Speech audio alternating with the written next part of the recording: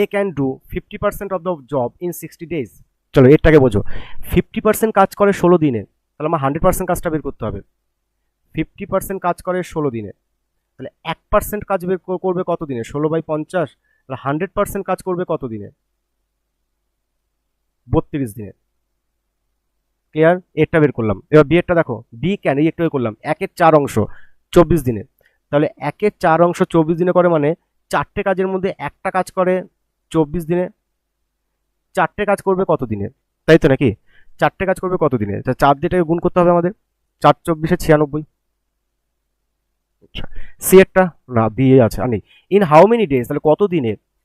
In how many days can do 3/4 of the working together. আচ্ছা, তারা যদি একসাথে কাজ করে তাহলে পুরো গোটা কাজের 3/4 শেষ করতে কতদিন সময় লাগবে?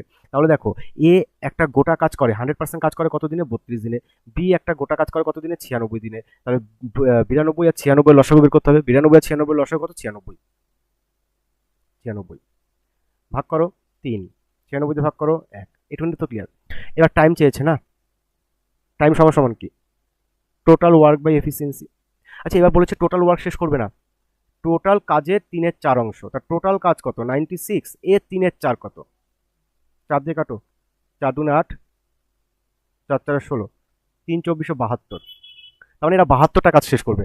কাজের দায়িত্ব নিয়েছিল 96টা, কিন্তু বলে দিয়েছে পুরো কাজটা না, কাজের 3/4। তাহলে 96 3/4 কত? 72। এবার কাজটা কারা শেষ করবে? দুজন মিলে শেষ করবে, টুগেদার, তাহলে একসাথে কাজটা শেষ করবে। তাহলে যারা শেষ করবে তাদের ক্ষমতা লাগবে, তাহলে এফিসিয়েন্সি কার লাগবে? দুজনের ক্ষমতা।